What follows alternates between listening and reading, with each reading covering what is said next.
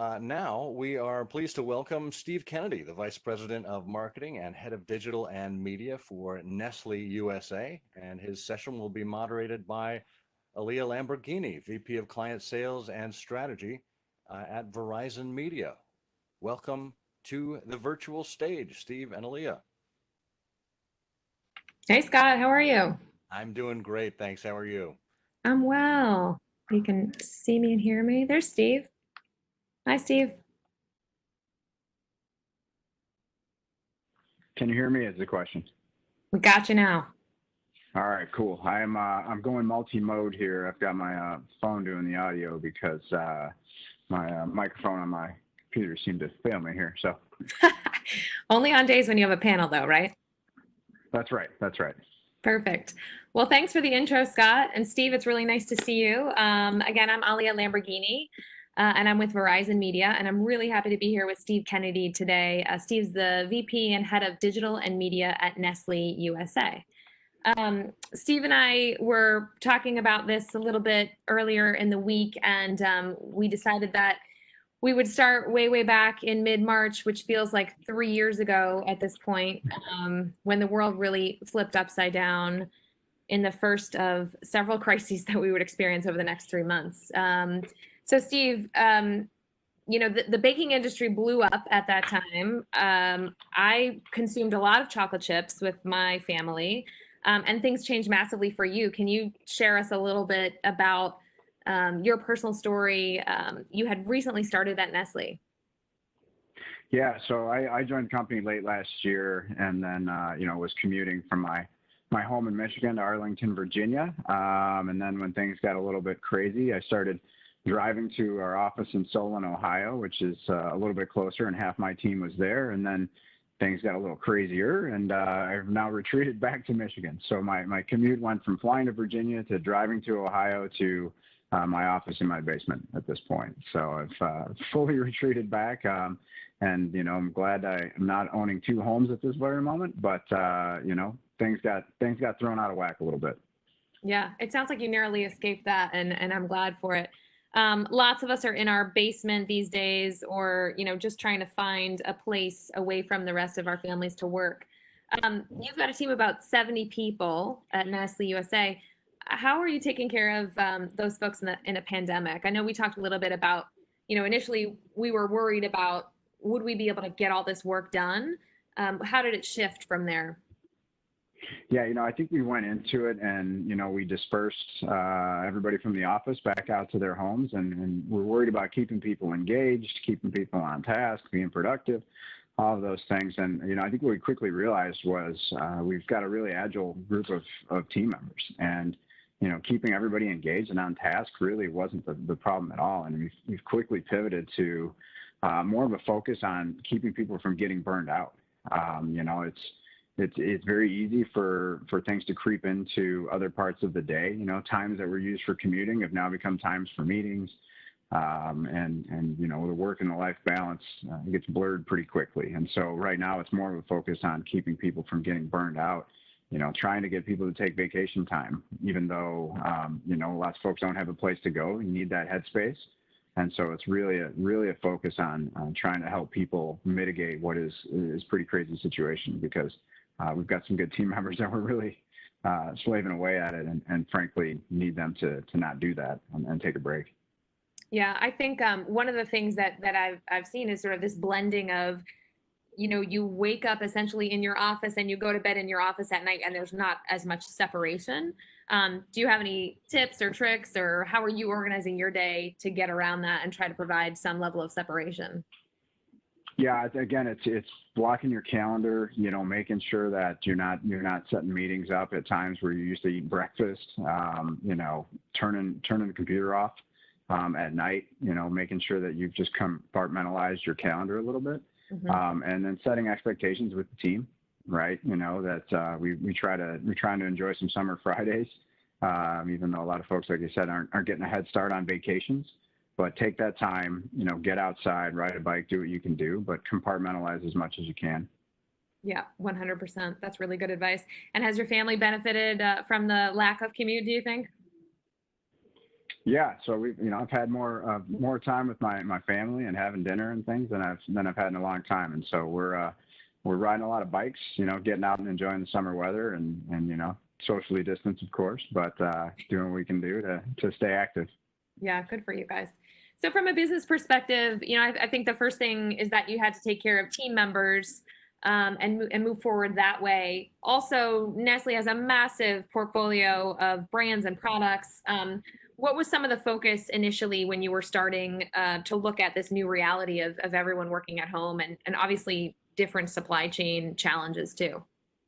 Yeah, I mean, I think first and foremost, I'd be careful with the binary discussion of the office was open and then it was closed, or we were at work and then we went home, because we had a lot of team members keeping our supply chain running, And so first and foremost was those folks kept going to work, right? And so it was, and they were working twice as hard, right? They were trying to become innovative and agile to keep the supply chain system running. And so first and foremost, it was about keeping them safe.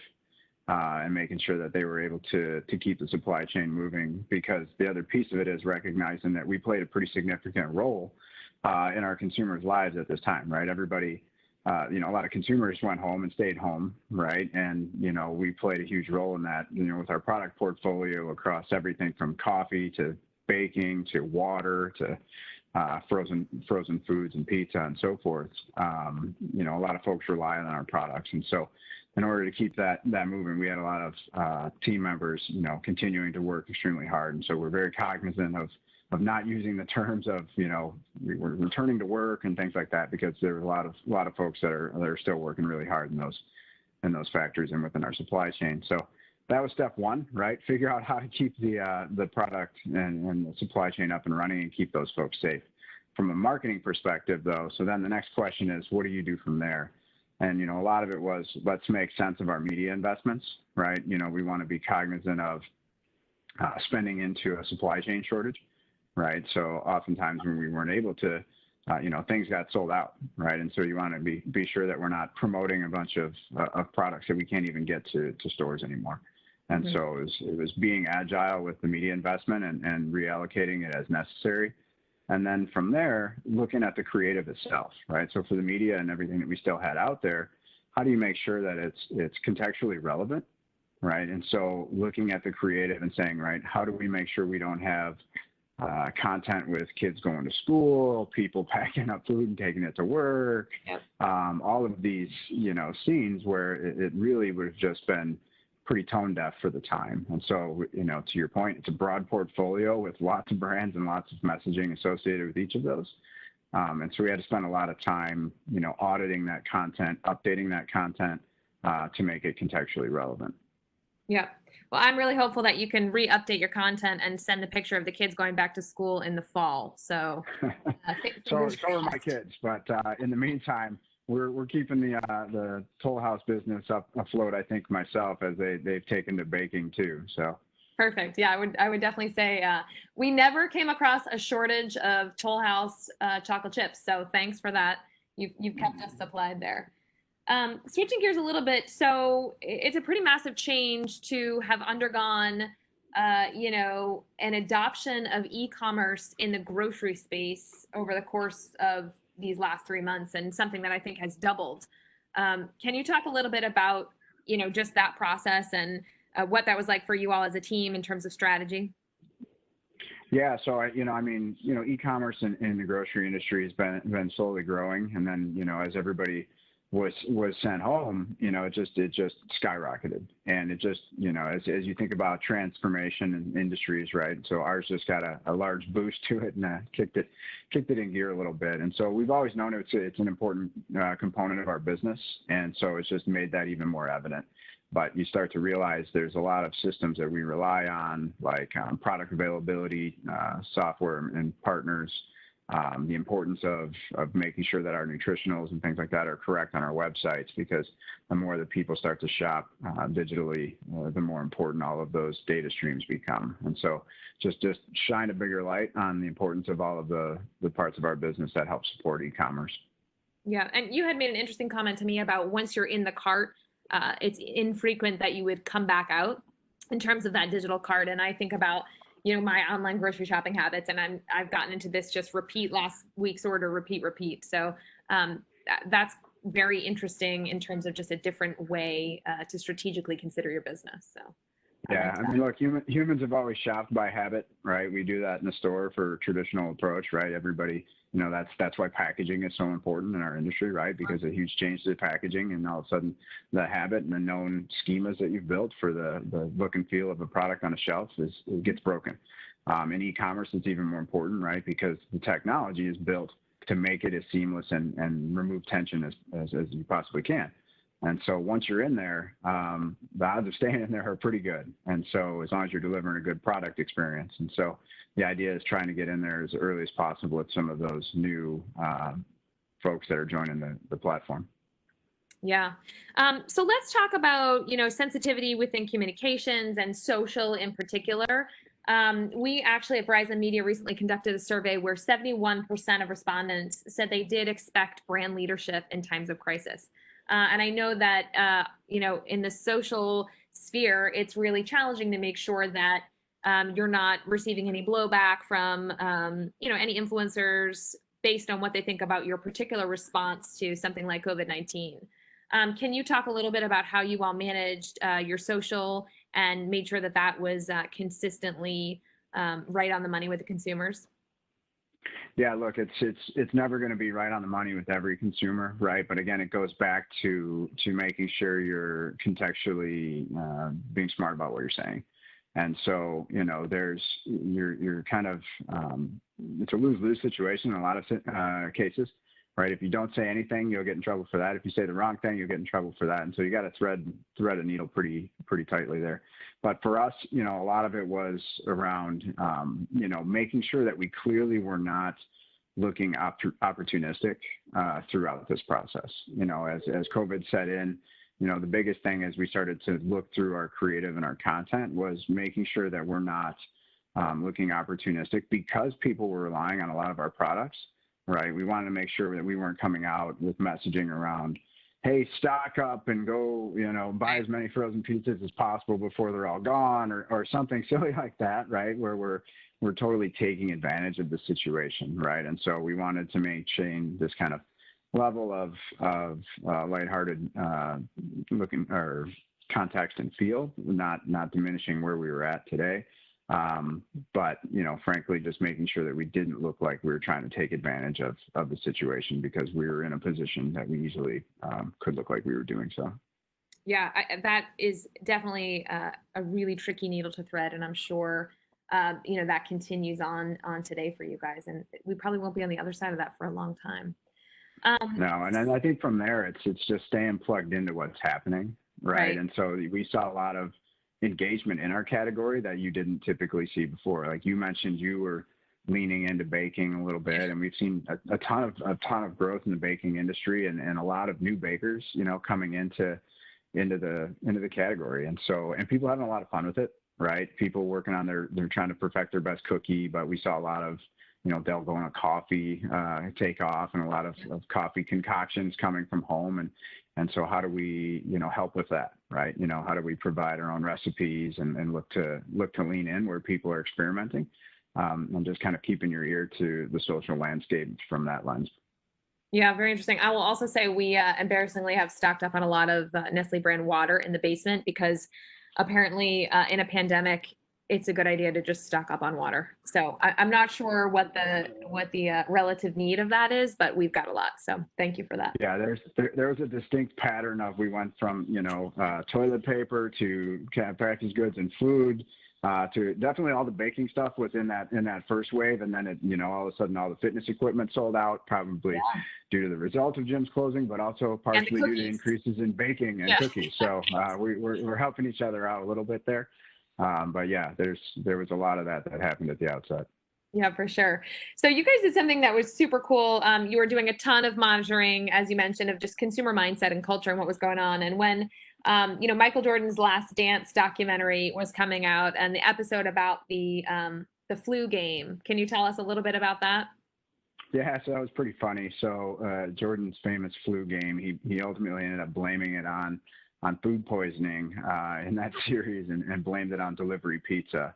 and that he had gotten. And so our community manager for DiGiorno was on top of it, and then within a few minutes of that coming out, tweeted out, delivery pizza, go figure. And it blew up pretty good. I mean, there were tens of millions of impressions that came from that. And it was just a good, lighthearted a shot, if you will, but, tapped into what was a big thing with culture, with, I think, like The Last Dance and Tiger King. There were a few key distractions that we all had during that time. And he snatched onto one of those things, which was really cool for him to have that opportunity. Yeah, 100%. So it's always interesting to be able to take a look at the structure of your team while you're in this particular situation when you're not sitting next to anyone. Can you tell us a little bit about the setup of your team and how that works to really run your business? Yeah, so we typically had my team split across two campuses between Arlington, Virginia, and Solon, Ohio, with a few other remote folks here and there. And so I think that actually helped us a little bit because we were used to being in meetings where somebody was always coming in through Microsoft Teams video or through Skype at the time, right? And so that was kind of a normal way of working, that there were always some virtual participants. And so it basically just became one less box with more people in one room to more boxes on the screen, which frankly, I think helped us be a little bit better prepared for when we all started hosting our meetings remotely. And then I think it also just showed a bit more of an agility perspective where, we did have a little bit of a campus structure. And ultimately, I think when we all went to the remote working, we proved that we didn't necessarily have to be on that same campus to better support each other. Yeah. Yeah. And who knows what will happen in the future if we will all go back to those campuses or not. I mean, I think that the jury's still out on that too. Yeah, it's hard. It's hard to tell. I think the one thing is that we've proven to be effective, which is really cool. And the other thing is, I think we've learned to be more agile. Right. And so I think when we went to remote, people started to take some of the standard processes and throw them out a little bit to keep the effectiveness moving. And so I think the important thing for us is when we come, when we get back to more of a steady state at some point, that those inefficient habits don't come back. Right. So we're taking a hard look at what's actually enabled us to be pretty agile since we've gone to a remote workforce, and how do we make sure that those things that were slowing us down, those what would appear to be bad habits, don't come back into the fold because they weren't necessary. Yeah, 100%. I hope that this is an opportunity to actually improve on a lot of that process and what is not necessary. In terms of what's next in your industry, did this fast forward things that were already happening, or do you see some things down the road that maybe will look markedly different just for your industry? Sorry, say that one more time. I cut out. Oh, no worries. Just was asking about what's next in the industry based on what we've been through the last 3 months, and wondering if that gave you any extra sort of crystal ball abilities in terms of what you see the future looking like. Yeah, I think, I don't have a crystal ball. I wish I did.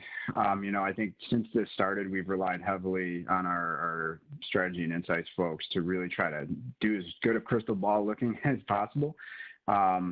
I think looking down the road at a recessionary mindset, learning from, the last recession that we went through and the things that happened in the industry, we have to take a hard look at our brands and our portfolio, where we play, our price points, our pack sizes, everything through that lens of if the consumer's in a recessionary mindset and spending in a recessionary way, are we optimized for that? And so we've spent a lot of time working with our insights folks, looking at what the future could hold. Obviously, we've all talked about a U-shaped recovery, a W-shaped recovery, a V-shape. There's 10 ways from Sunday to decide how you think that recovery is going to look.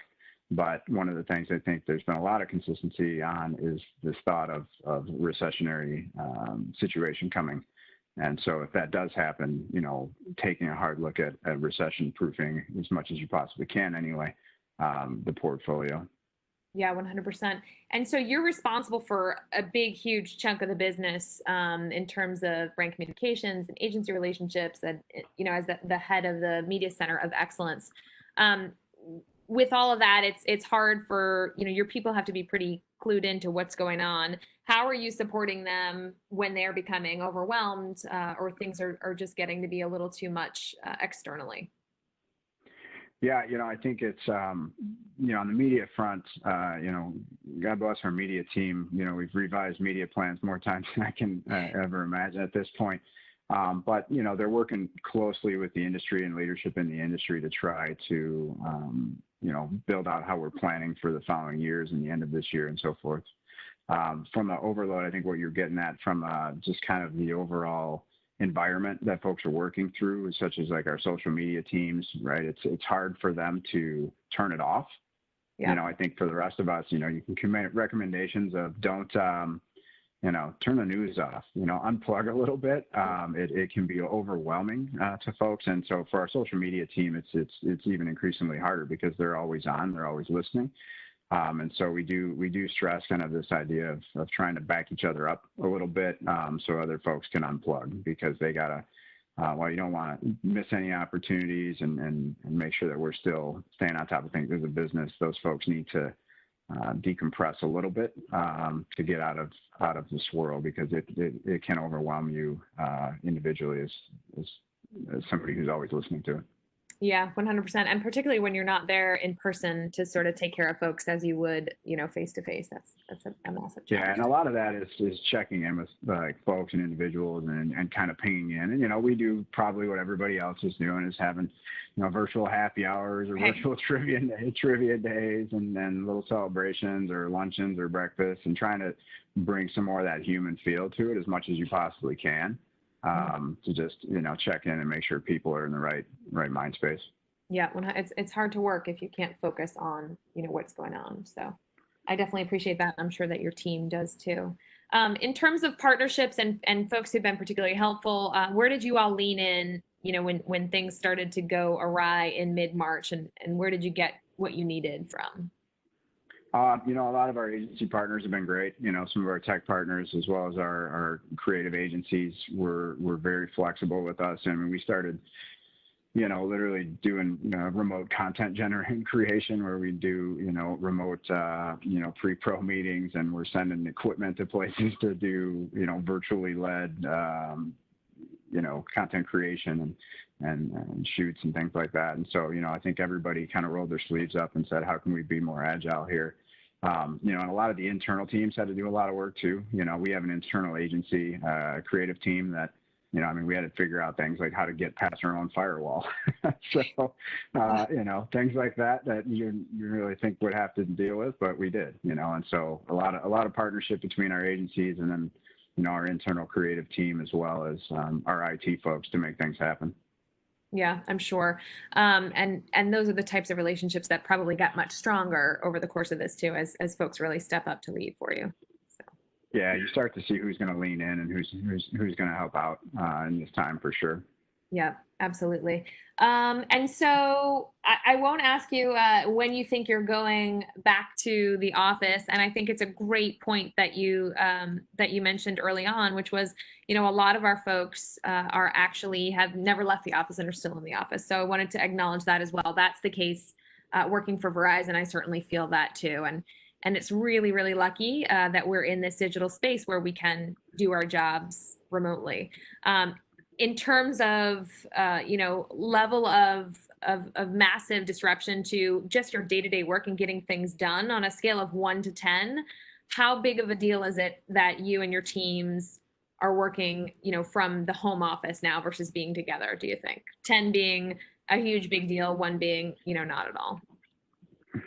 Well, I'm always the depends guy. So on a scale, it's a huge big deal, right? I will never diminish what happens when you send people, force people into totally unexpected circumstances, or working from home and their kids are running around and they're trying to play teacher and they're trying to work at the same time, and people's 9 to 4 jobs translated from 9 a.m. to 4 to 9 p.m. to 4 a.m. because that's when they can find time, or whatever the case is. So it's a huge deal. On a scale from 1 to 10, I'd say it's a 10, right? On a loss of productivity, I definitely would not say we've I think we've managed to maintain a heck of a lot of productivity. And so I'd go to the other end of the scale in terms of what was lost there. I think our teams have been pretty agile, really dedicated to what they're doing. And I think that's always been our approach is I think we've kind of adopted this mentality of, when the office, and our office technically is never really closed, it was open, but we just were recommending that nobody be there. And so now we've, retrofitted the office with, all the requirements that you could imagine for social distancing and wayfinding and distributing employees so they're not next to each other and so forth. But we're really just recommending to folks to work from where you're most productive at this point. And, if that's in the office and you want to be there, we've got PPE for people and we've got systems in place to make it as safe as we possibly can based on the data that we have. If that's where people would find themselves most productive. At this point, though, we're trying to be very conscientious of the fact that what's most productive for some folks is to stay home. And so right now that's the intent is to be leaning in for folks and saying, hey, what can we do to help you be as productive as possible? If that's equipment you need or you want to come in, that's your choice. Yeah, that's great to have that flexibility. Looking back at the last 3.5 months, what would your late June self tell your early to mid March self at this point? My late June self to early rent a house somewhere for vacation. Quick, and buy backup bike tires.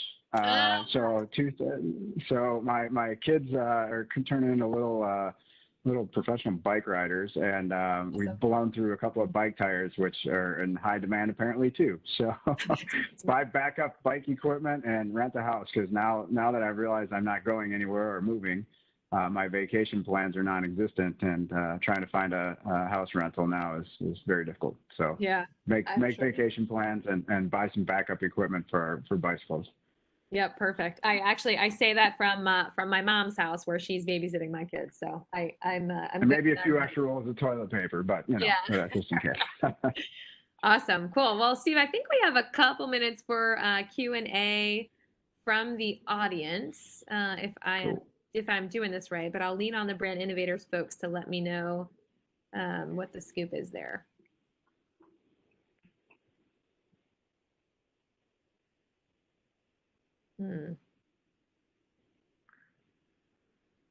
Scott, are you still there?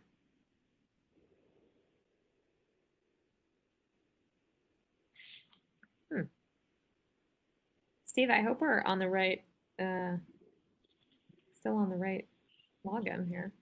Do we just have a 30-minute conversation with the two of us? We might have. I mean, that's fine. Look, here we go. I've got a question here. So Steve, the question from the audience here is, what's your take on brands pulling out of social advertising? We've got Unilever and Patagonia, also Verizon pulled out as well.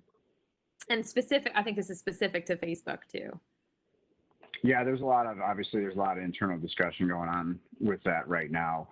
We've been I think fully in agreement that a lot needs to be done to mitigate hate online, right? And we've been actively engaging with both Facebook and our global teams to figure out where we're going to go with that. I don't have the official corporate stance on that right now to share with everybody, but those talks are underway right now with our entire global team and our media folks to decide where we're going to land on that.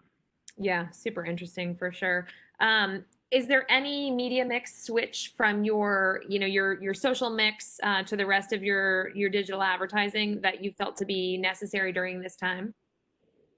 Yeah, I mean, a lot of it is looking forward, right? No one knows what's going to happen with sports. So a lot of it is within some of the live sports events. We got to figure out where that's going to go. Within the social space, we pulled back on some of that spending initially, again, going back to what we talked about with advertising into a supply chain shortage. So it's always under investigation at this point, every day, unfortunately. Yeah. And do you think that the NFL season is going to come back? If I was a gambling man, I'd be right down the middle. I don't know, honestly. I think it's big business.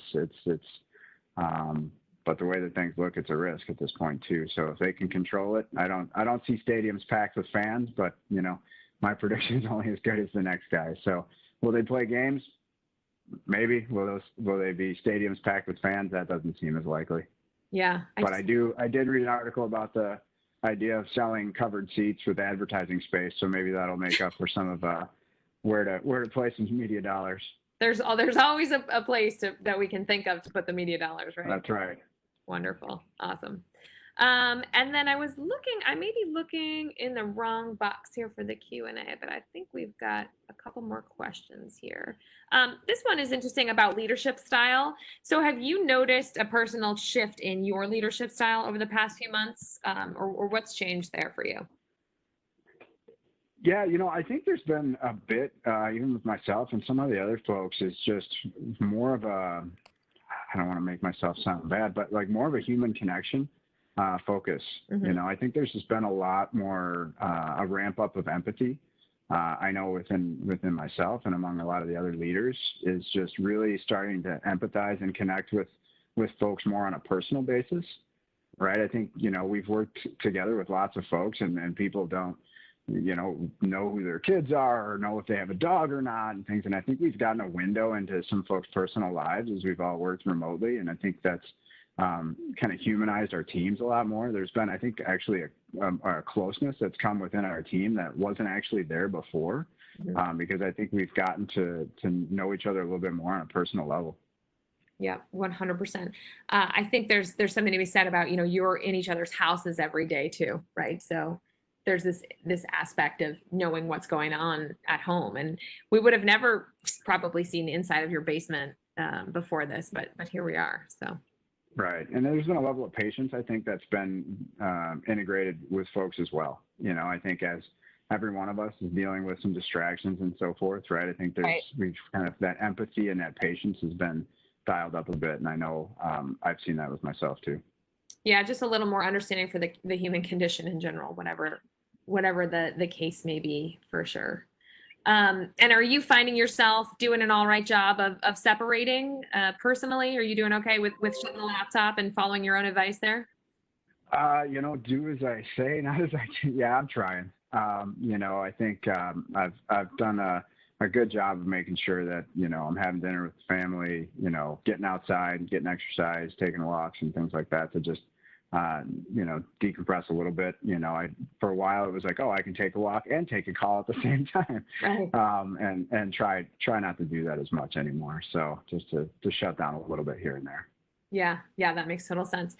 Maybe as one of the last things we do here, because I think we are just about running out of time. I was curious if there's going to be any crazy flavor releases of Toll House chips coming out that I need to know about. I can't tell you that. Darn it.